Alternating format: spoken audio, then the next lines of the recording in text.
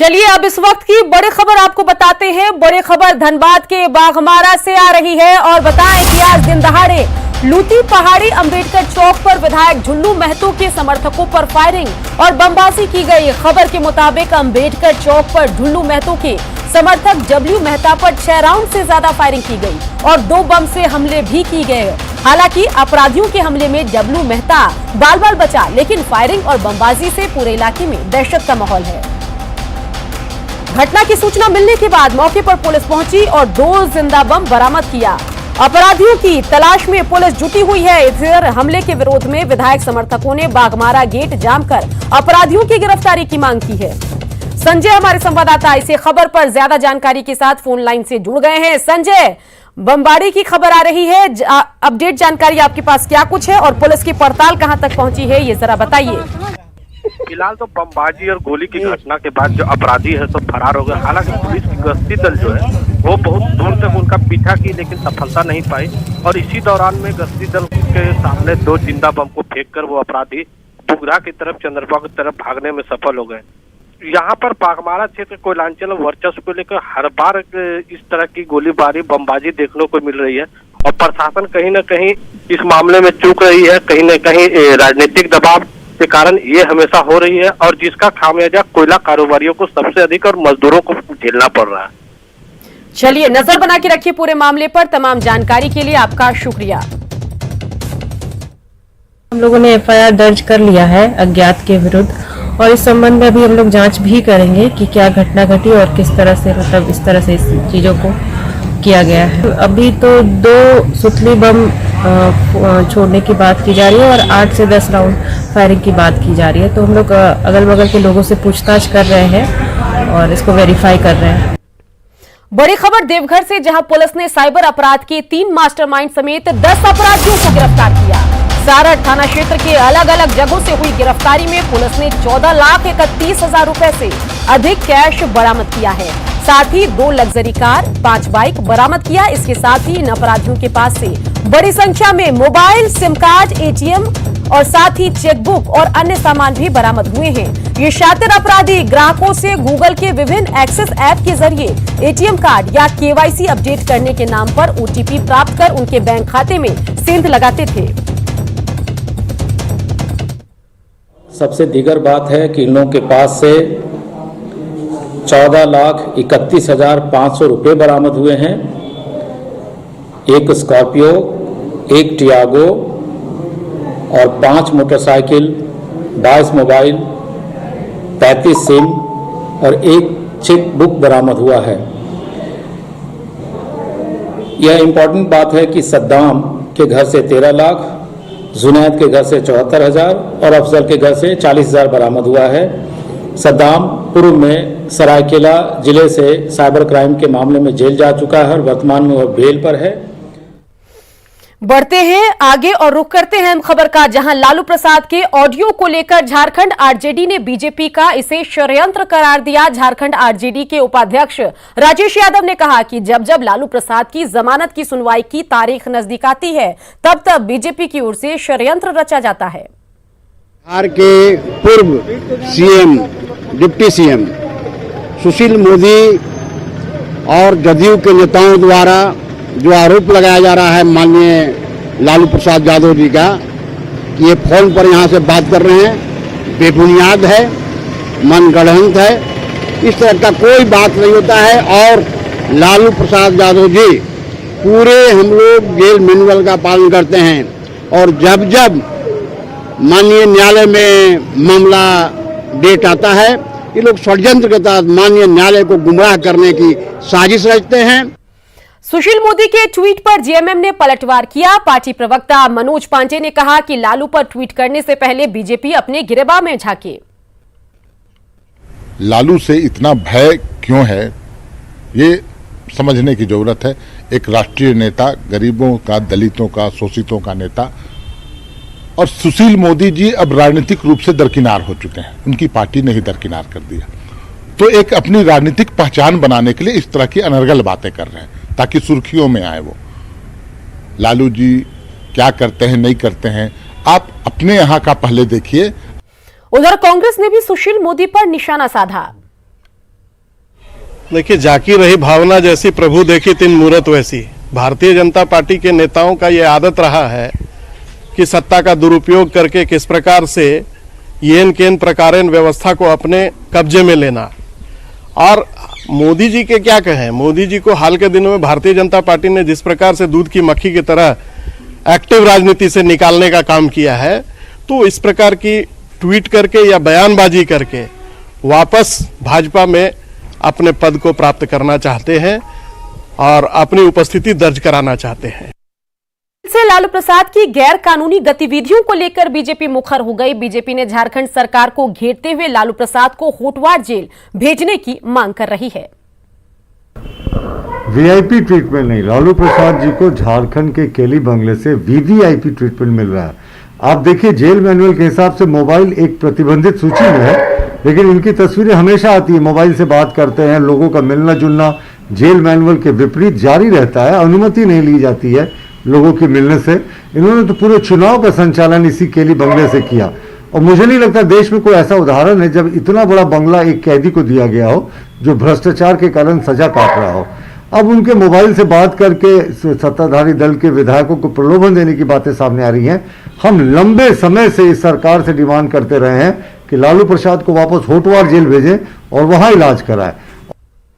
लालू प्रसाद के viral audio पर Jharkhand BJP के अध्यक्ष दीपक प्रकाश ने सीधे सीधे हेमंत सरकार पर हमला बोला।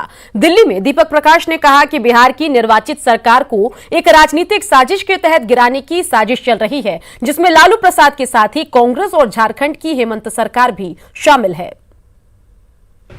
राज्य की सरकार, हेमंत सोरेन जी की सरकार, आरजेडी उसमें समर्थन कर रही है, कांग्रेस समर्थन करने वाली सरकार आज लालू यादव से मिलकर के षड्यंत्र करते हुए बिहार की सरकार को लोकतांत्रिक आधार पर जीती हुई निर्वाचित सरकार को गिराने के लिए प्रयास कर रही है।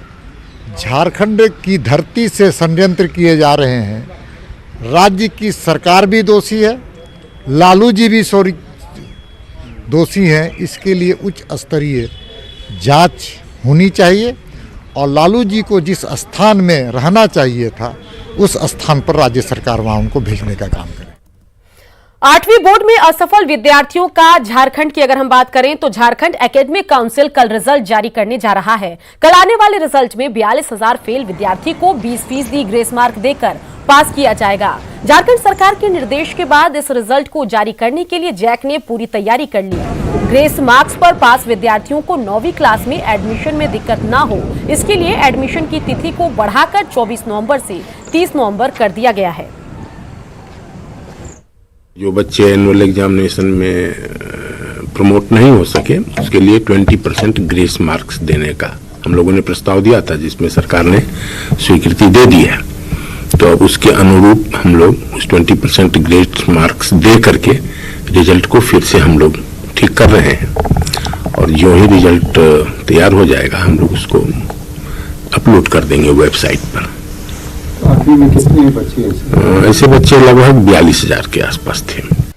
पाकुड़ के पाकुड़िया प्रखंड में 10 साल की बच्ची मर्शिला मुर्मू जीवन के लिए संघर्ष कर रही हैं। उसके साथ उसके माता पिता घुट-घुट कर जीने को मजबूर हैं। मर्शिला पिछले 2-3 साल से बीमार हैं। उसकी आंखों की रोशनी चली गई है। परिवार के पास इलाज कराने के लिए पैसे नहीं हैं। मर्शिला का परिवार पर आई मुसीबत का जायजा लिया है पाकुड़ संवाददाता कुंदन कुमार ने। बहुत गरीब है, ये बच्ची बीमार है 4 साल से। इसका माँ मदद चाहती है सरकार से इसको इलाज करवाने के लिए। बीमार है बहुत 4-5 साल से, बहुत गरीब है। लोग खाने पीने का दिक्कत नहीं, इसके पिताजी नहीं है, इसका समुचित इलाज नहीं हो पा रहा है। सरकार से उम्मीद करते हैं, सरकार से हम लोग चाहते हैं कि कुछ इसको मदद मिल जाए इलाज करने के लिए। बढ़ते आगे रुख करते हैं लोहरदगा का, जहां लोहरदगा और किस्को प्रखंड के कई गांवों को जोड़ने वाला गुजरा पुल बालू के अवैध उत्खनन के कारण खोखला होता जा रहा है और अगर इसी तरह नदी से बालू का उठाव चलता रहा तो पुल कभी भी गिर सकता है। और ज्यादा जानकारी दे रही हैं संवाददाता अदिति सिन्हा। लोहरदगा एवं किस्को प्रखंड को कई गांवों को जोड़ने वाली गुजरा पुल बालू के अवैध उत्खनन के कारण खोखला होता जा रहा है। अगर इसी प्रकार से नदी से बालू का उठाव जारी रहा तो पुल कभी भी गिर सकता है। नदी से लोगों द्वारा अवैध बालू का उठाव किया जा रहा है। नदी में पानी की तेज धार पुल के नीचे के बालुओं को बहाकर ले जा रही है। पुल अंदर से पूरी तरह खोखला होता जा रहा है। खुदरा नदी से प्रतिदिन लोगों का आना जाना लगातार जारी रहता है। अगर इसी तरह से बालू का उठाव होता रहा तो आने वाले बरसात के मौसम में पुल कभी भी गिर सकता है। लोहरदगा से न्यूज़ 18 के लिए अदिति सिन्हा। लोहरदगा के बंजा में 68 साल पहले बने एक डैम का निर्माण हुआ था और एक किसान ने भैंस बेचकर जुर्माने की रकम चुकाई। उसी पैसे से डैम का निर्माण शुरू हुआ और बाद में लोगों ने चंदे की राशि से डैम को पूरा किया। ये डैम आज भी लोगों के लिए वरदान साबित हो रहा है और इस डैम का जायजा लिया है संवाददाता अदिति सिन्हा ने। बिना जीवन की कल्पना नहीं की जा सकती। आज पूरा विश्व जल संरक्षण के लिए गंभीर दिखाई दे रहा है। वहीं लोहरदगा जिला के भैंसमुंदो में 68 वर्ष पहले ग्रामीणों ने जल संरक्षण के महत्व को समझा था। जल संरक्षण की सोच ने 68 वर्षों के बाद भी स्थानीय लोगों को फायदा पहुंचाने का काम कर रही है। पानी की जरूरत को पूरा करने के उद्देश्य से भैंसमुंदो गांव के हर एक घर के लोगों ने श्रम और पैसा दान किया था। ग्रामीणों ने 16 एकड़ जमीन आपसी सहयोग से लेकर डैम का निर्माण कर डाला था। इस डैम का निर्माण जुर्माने की राशि से शुरू किया गया था। इस डैम की मदद से 500 हेक्टेयर खेतों पर सालों भर सिंचाई होती है। 68 वर्ष पूर्व गांव वालों की समझदारी आज तक यहाँ के ग्रामीणों को फायदा पहुँचा रही है। लोहरदगा से न्यूज़ 18 के लिए अदिति सिन्हा।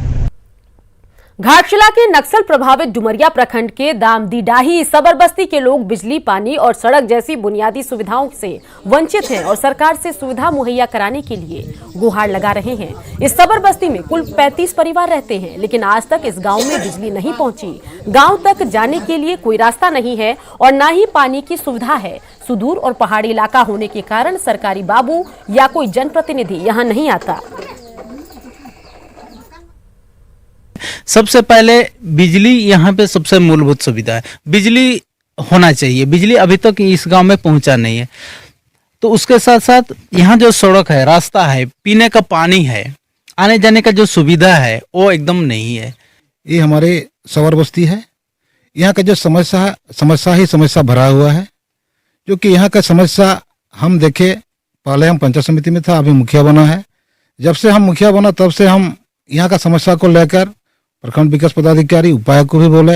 यहाँ का बिजली का समस्या तो है, ये है सब जगह में बिजली पहुंचा, लेकिन हमारे इस टोला पर नहीं पहुंचा है। और यहाँ सड़क भी नहीं है। यहाँ चापाकल कोई बार खराब हुआ तो हम बनाया है। बढ़ते आगे बता दें कि रांची जिला प्रशासन के निर्देश के बाद रांची ट्रैफिक पुलिस फिर एक बार सख्त हो चुकी है और बगैर मास्क के वाहन चलाने वालों के खिलाफ अपनी मुहिम तेज कर दी है। बगैर मास्क के पकड़े जाने वालों पर 500 रुपए का जुर्माना किया जा रहा है। पुलिस के इस अभियान का असर भी दिख रहा है। रांची ट्रैफिक पुलिस की सख्ती का जायजा लिया न्यूज़ 18 संवाददाता ओम प्रकाश ने।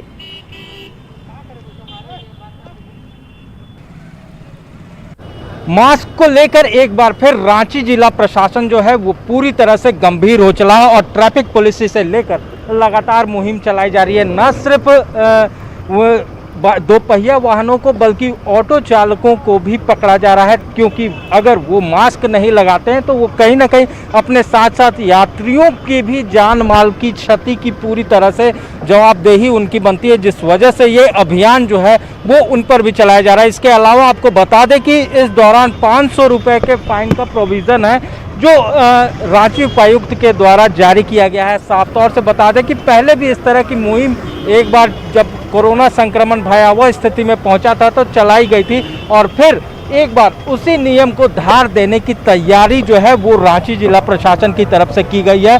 और इस मुहिम के बाद राजधानी रांची में बढ़ते कोरोना संक्रमण में कितना अंकुश लग पाएगा ये देखना होगा, क्योंकि जिस तरह से लगातार जो कोरोना संक्रमण के मामले हैं वो बढ़ते जा रहे हैं, वो साफ तौर से ये इशारा कर रहा है कि अब भी रांची को चेतने की ज़रूरत है ताकि इस संक्रमण पर जल्द से जल्द काबू पाया जा सके। कैमरामैन नलिन के साथ ओम प्रकाश, न्यूज़ 18 रांची। खबरें अभी और भी है, बने रहिए, जल्द लौटेंगे।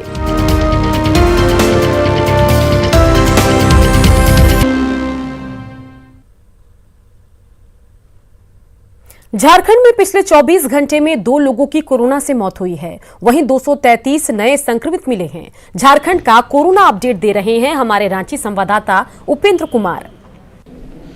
पिछले 24 घंटे में झारखंड में कोरोना से 2 लोगों की मौत हुई है और इस तरह से राज्य में कोरोना से मरने वालों की संख्या बढ़कर 955 हो गई है। अगर बात करें तो पिछले 24 घंटे में 19,972 कोरोना सैंपल की जांच हुई है और 233 कोरोना के नए पॉजिटिव केस मिले हैं। जैसे ही जांच की संख्या बढ़ी है, कोरोना पॉजिटिव की संख्या भी बढ़ी है और इस तरह से राज्य में कोरोना पॉजिटिव की संख्या जो है वो बढ़कर 1,07,921 हो गई है, जबकि इस दौरान 191 कोरोना पॉजिटिव ठीक भी हुए हैं और राज्य में कोरोना को परास्त करने वालों की संख्या 1,04,724 हो गई है। अगर बात करें कि राज्य में अभी भी कोरोना के एक्टिव केस यानी कि ऐसे केस जिनमें कोरोना का संक्रमण अभी बना हुआ है, उनकी संख्या कितनी है? 2,242 ऐसे लोग हैं अभी भी राज्य में जो कोरोना के एक्टिव केस हैं। अच्छी बात यह है कि राज्य में रिकवरी रेट काफी अच्छा है, 97% से ज्यादा का राज्य में रिकवरी रेट है, जबकि मोर्टेलिटी रेट और संक्रमण का ग्रोथ रेट काफी कम है, जो कि एक राहत देने वाली बात है। ऐसे में न्यूज 18 की आपसे अपील है कि मास्क लगाएं, सोशल डिस्टेंसिंग का पालन करें, ताकि देश के अन्य राज्यों में जिस तरह से कोरोना का संक्रमण फैल रहा है वैसी स्थिति झारखंड में ना आए। कैमरामैन केटी के साथ उपेंद्र, न्यूज 18 रांची। पूर्व केंद्रीय मंत्री और बीजेपी सांसद जयंत सिन्हा ने हेमंत सरकार पर निशाना साधा। जयंत सिन्हा ने गठबंधन सरकार पर सवाल उठाते हुए कहा कि यह सरकार दिशा विहीन है। नगरी अंधेर है, खजाना खाली है और नगरी अंधेर है, क्योंकि इस अयोग्य सरकार के कारण हमारी अर्थव्यवस्था जो है चरमराई है, खजाना खाली हुआ है और आज के समय जनता पूरी तरीके से त्रस्त है। जब हम लोगों ने सरकार श्री हेमंत सोरेन जी को सौंपी और वो माननीय मुख्यमंत्री जी बने, तब खजाना जो था भरा हुआ था। हेल्दी रहने के लिए सबसे जरूरी है दूध। शरीर में क्वालिटी प्रोटीन और कैल्शियम के लिए जरूरी है दूध, तो पीजिए हर रोज 1 ग्लास अमूल दूध। Stay healthy, stay fit.